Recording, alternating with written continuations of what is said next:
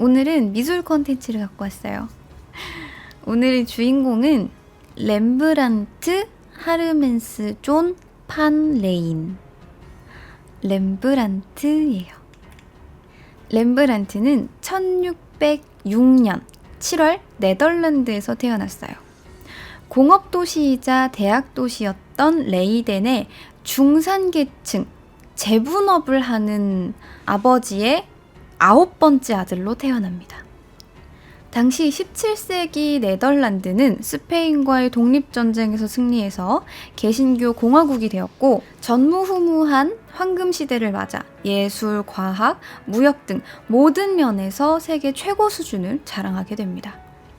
그리고 대학도시에서 태어났던 렘브란트는 대학도시였던 만큼 어렸을 때 라틴어 학교를 다니다가 14살에 대학교에 입학을 했으나 학교에 입학을 했는데 공부에는 흥미를 느끼지 못했어요. 그리고 그림만 그리자 그 부모가 그를 스바넨부르흐라는 화가에게 보내서 3년간 그림을 배우게 합니다. 그러다가 그림에 이제 좀 소질이 있다는 걸 안 거죠. 그래서 암스테르담에서 가장 유명했던 화가 피터 라스트만에게 6개월간 그림을 배운 뒤 1626년부터 독자적인 작업실을 운영하게 됩니다. 그는 21살 때 이미 유화, 판화, 드로잉 등등 거의 모든 장르의 회화를 능숙하게 다루었고 그때 그렸던 그림들은 주로 이웃이나 친척, 성경에 나오는 이야기에 영감을 받아서 주로 그림을 그렸어요.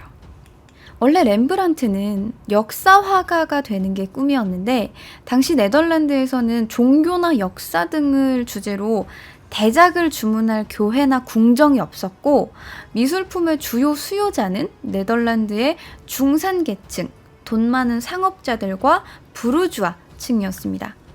그래서 이때는 네덜란드의 부유층과 부르주아들이 화가를 고용해서 초상화를 그리는 게 유행할 때쯤이었어요. 그래서 렘브란트는 섬세하고 아주 정교한 독자적인 음영 효과를 통해서 인물에 대한 극적인 묘사를 보여주죠. 그리고 이러한 렘브란트의 초상에는 몇 가지 특징이 있는데 이 렘브란트의 초상 특징은 어렸을 때부터 이 렘브란트가 조명이 빚어내는 효과에 주목을 해서 조명의 위치와 세기에 따라 빛과 그림자가 빚어내는 효과를 탐색을 했고 젊었을 때 그려진 그림들을 보면 주로 얼굴에 그림자가 드리워진 게 많아요. 그냥 이렇게 정면으로 온 얼굴을 다 하얗게 윤곽이 보이게 그리는 게 아니라 이런 식으로 그립니다. 렘브란트만의 독자적인 그림자 효과라고 생각하시면 돼요. 이 그림자 실험을 통해서 얻어낸 결과가 바로 렘브란트 조명이라고 불리는 이 그림자인데 강한 조명을 반대편으로 살짝 이렇게 돌아 있어요. 이 딱 구도죠. 이 구도로 앉아있고 얼굴의 한쪽은 아주 밝은데 반대쪽은 그림자가 살짝 드리워져 있어요. 근데 여기서 가장 중요한 포인트가 뭐냐면 이 렘브란트가 그린 초상의 대부분에는 여기에 하얗게 역삼각형이 있습니다. 그리고 이러한 조명으로 인물은 깊이 있고 그윽한 느낌을 내게 됩니다. 이런 빛과 그림자의 표현을 통해서 렘브란트는 상당한 인기를 얻게 됐고 23살에는 제자를 거느릴 정도로 인정을 받게 됩니다.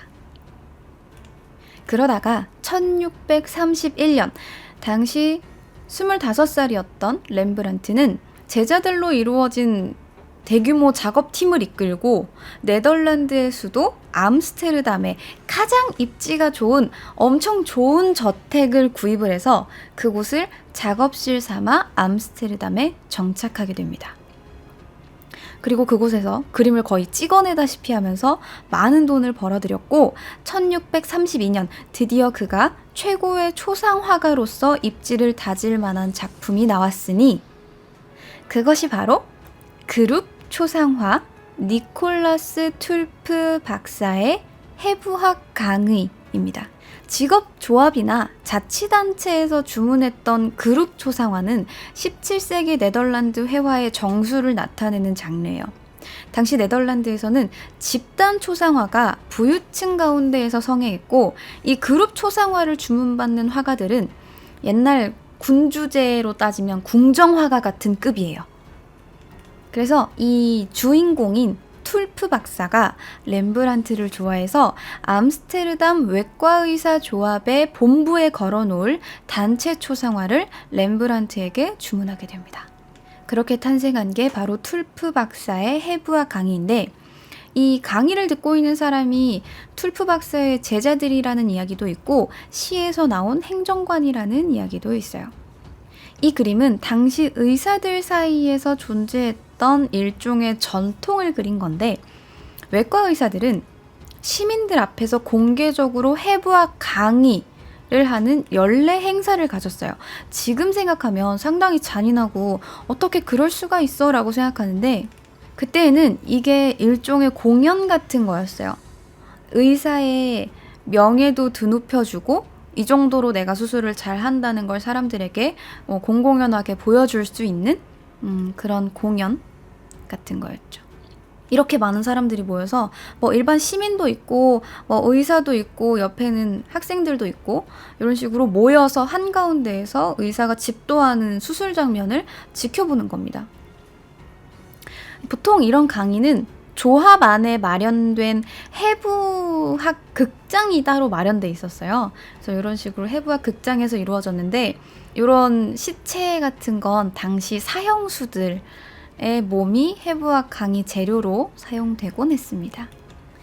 아무튼 암스테르담의 외과의사 조합의 본부에 걸어둘 단체 초상화를 의뢰받은 렘브란트는 조합원의 그룹 초상을 예전과는 많이 다르게 그렸어요. 옛날에는 이 단체 초상을 의뢰를 하면 거기에 나올 인물들이 n분의 1을 해서 그림값을 지불하는 거예요. 그림값이 100만 원인데 10명이 나와요. 그러면 각자 10만 원씩 부담하는 겁니다. 그래서 어차피 똑같이 돈을 부담하기 때문에 똑같은 중요도로 사람을 일렬로 세워서 그리는 거예요. 원래는 줄지어서 사람을 그냥 그리는 게 일반적인 단체 초상이었어요. 일종의 지분이죠. 다 똑같이 돈을 냈으니까 누구는 중요하게 그려주고 누구는 크게 그려주고 누구는 작게 그려주면 안 되잖아요. 그래서 원래는 이렇게 줄을 지어서 그리는 게 일반적이었는데, 완전히 구도를 바꿔서 이 그림 안에 연극성을 불어넣습니다. 모델은 전부 왼쪽에 치우쳐 있고요. 화면의 오른쪽에는 해부대에 눕혀진 이 시신과 주인공 툴프 박사가 있죠. 이러한 비대칭적인 구도와 다양한 표정, 각도, 독특한 구성은 보는 사람들로 하여금 긴장감을 갖게 만들어서 그림에 집중하게 만드는 겁니다. 거기다가 그는 광원이 분명치 않은 그림 내부에서 뿜어져 나오는 듯한 빛을 통해서 인물의 얼굴을 하나하나 다 조명하고 있어요. 놓치지 않고 있죠. 누군가는 골몰한 표정이고요. 누군가는 궁금해하는 표정이고요. 누군가는 화면을 뚫고 관람객을 바라보는 듯한 표정이에요. 심각하게 집중을 하고 있죠. 이렇게 렘브란트는 그룹 초상화의 역동적인 구성과 연극성, 이야기 등을 도입해서 당대의 그룹 초상화들을 전부 무색하게 만들었고, 이 작품이 자기 마음에 정말 들었나 봐요. 그래서 말년에는 이 해부학 장면을 또 다르게 해서 다른 한 점을 또 남기게 됩니다. 요한 데미안의 해부학 강의라는 제목인데, 이건 1723년에 화재로 인해서 훼손이 되어서 지금은 아예 복원이 안 되고 작품의 일부만 남아서 암스테르담에 소장이 되어 있습니다. 자, 이렇게 툴프 박사의 해부학 강의를 그린 뒤 이때부터 약 10년간이 렘브란트가 화가로서 생활이 가장 빛났던 때예요. 그리고 요쯤에 렘브란트는 1634년 사스키아라는 여자랑 결혼을 하게 되는데, 착하고 예쁘고 진짜 돈 많은 아내였어요. 근데 결혼한 지 2년 만인 1636년에 첫째 아들인 롬바르투스를 낳았는데 얼마 살지 못하고 죽습니다. 그리고 또 2년 뒤인 1638년에 딸을 또 낳게 되는데 이 딸이 한 달도 살지 못하고 죽어요. 그리고 또 2년 뒤인 1640년에 또 딸을 낳았는데 또 죽어요. 그렇게 세 아이를 계속해서 잃다가 드디어 1641년에 넷째지만 첫째인 티투스라는 아들을 얻게 되는데 이 티투스도 상당히 약했대요. 몸이 엄청 약했는데 겨우겨우 살았어. 근데 이번에는 아내인 사스키아가 고작 30살의 나이에 사망합니다. 유언을 남겼는데 아들 잘 돌보고 재혼하지 말고 안 그러면 유산은 없어 라고 이렇게 개인적으로 힘들 때 툴프 박사의 해부학 강의로 한번 주목받은 렘브란트는 다시 한번 아주 드라마틱한 구도의 작품으로 주목을 받게 되는데 이 작품은 그가 일생에서 최고의 작품으로 손꼽는 그의 특징인 빛과 어둠 그리고 연극성이 가장 돋보이는 걸작입니다. 이것이 바로 야간 순찰입니다. 자, 이 작품으로 그의 인생이 완전히 뒤바뀌게 됩니다. 그러면 이 작품 왜 그렇게 유명한 걸까요? 이 그림은 암스테르담의 민병대를 그린 그룹 초상입니다. 모델은 반닝코크 대장과 그의 부관인 반 로이텐부르흐 그리고 16명의 부대원을 그린 그림이에요. 렘브란트는 이들 역시 기념사진 찍듯이 쭉 줄 세워 그리지 않았고 저마다 각각 다른 복장의 대원들이 다른 동작으로 화면 뒤에서 걸어 나오면서 대열을 정비하는 혼란스러운 장면을 사진 찍듯이 화면에 담아냅니다. 때문에 활력 넘치는 이 생동감을 살리면서 눈에 보이는 듯 빛과 그림자의 효과를 극대화시켜서 가장 드라마틱한 장면을 완성해냈는데 원래 이게 낮에 있었던 일을 작품으로 옮긴 겁니다. 근데 아까 그림 제목이 야간 순찰이라고 하지 않았나요? 이게 시간이 지나면서 점점 어두워진 거예요.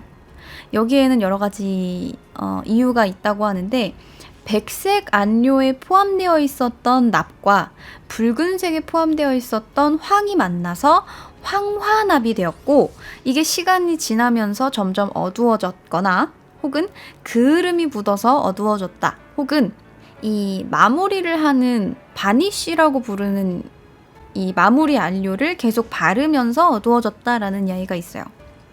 밝은 작품인데 보시면 여기 한가운데에 황금색 옷을 입은 남자가 있잖아요. 근데 그 남자의 허리춤 부분에 그림자가 져 있습니다. 이 반닝코크가 손을 딱 내밀었는데 그 그림자가 옆에 있는 부대장에게 가 있는 거예요. 손 그림자가. 밤에 그렸으면 이런 그림자가 생길 수가 없겠죠.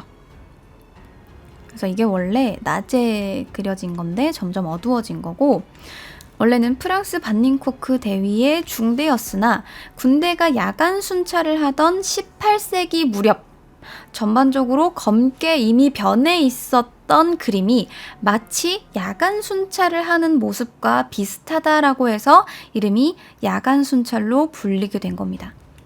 하지만 지금은 복원 기술을 통해서 밝게 다시 복원을 해놓았기 때문에 원작의 느낌과 비슷하게 여러분들이 지금은 감상하실 수가 있어요.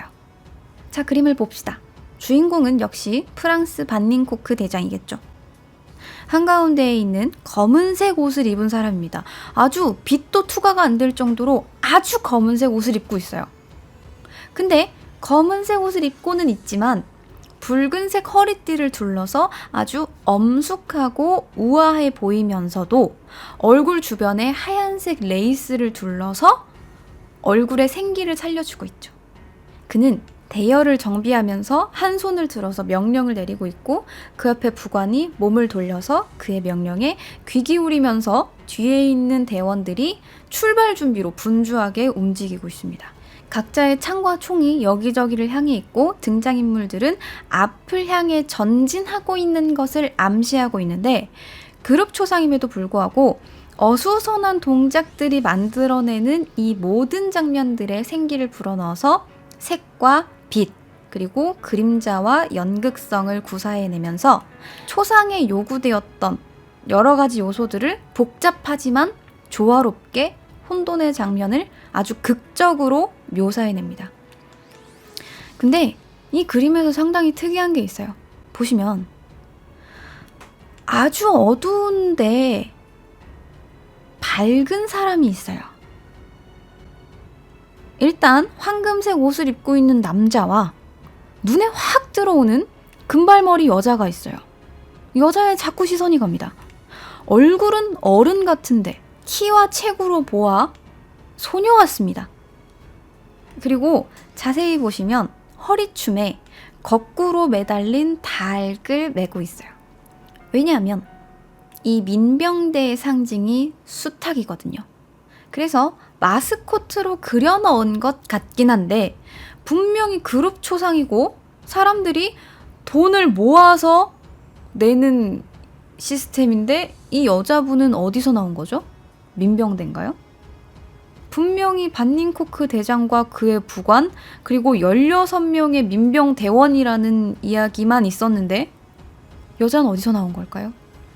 어떠한 경위로 누구를 모델로 이 소녀를 그렸는지는 정확하게 밝혀지지 않았으나 이 얼굴 생김새가 비슷해서 아내 사스키아가 모델일 것이다 라는 추측이 있어요. 자, 그리고 이 그림이 완성되어서 공개가 되었을 때 사람들은 와, 말도 안 돼 라면서 불만을 터뜨립니다. 그러니까 나는 똑같이 돈을 냈고 내 얼굴도 나와야 되는데 왜 나는 얼굴이 어디 있어요?